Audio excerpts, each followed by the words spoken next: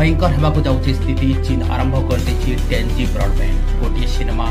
मात्र 1 सेकेंड रे download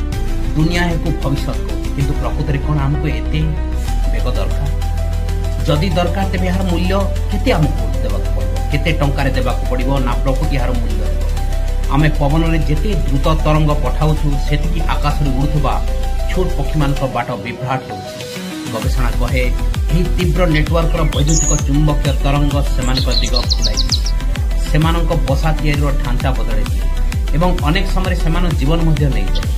5G व्यवहार पर बहु पक्षी दिन होउछन्ति चिंता करंतु 10G रे अवस्था कोन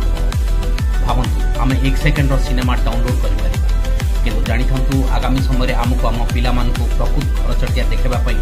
गूगल रो इमेज खोलिबा को पड़िबो केबे केबे प्रगतिर गते धीमा हेली हुए तो दुनिया अधिक सुंदर अधिक जीवंत देखा जाता किंतु एभली हेबाकू दिया जाउ नाही